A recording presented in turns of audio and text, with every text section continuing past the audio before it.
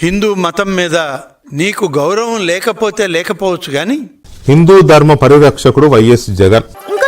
హిందూ ధర్మ పరిరక్షకుడు వైఎస్ జగన్ హిందుత్వాన్ని ప్రచారం చేసేటువంటి సనాతన ధర్మాలు ఆచారాలకు కట్టుబడినటువంటి విధానాలు గత ప్రభుత్వంలో లేవు.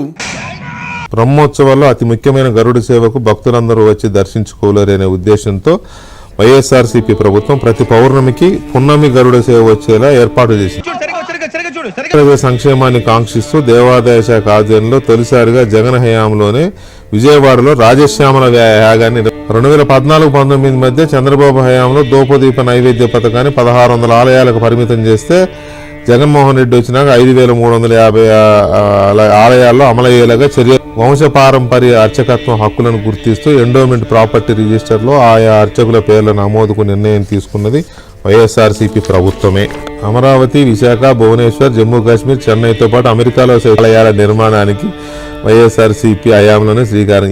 వంశపారంపర్య అర్చకులకు రిటైర్మెంట్ లేకుండా వారి ఓపికన్నంతకాలం పనిచేసుకునే అవకాశం కల్పిస్తూ జీవో ఇచ్చారు. గో ఆధారిత వ్యవసాయాన్ని ప్రోత్సహించడంలో భాగంగా తిరుపతిలోని మహతి కళాక్షేత్రంలో గోమహా సమ్మేళనం నిర్వహించింది కూడా జగన్ హయాంలోనేనంట.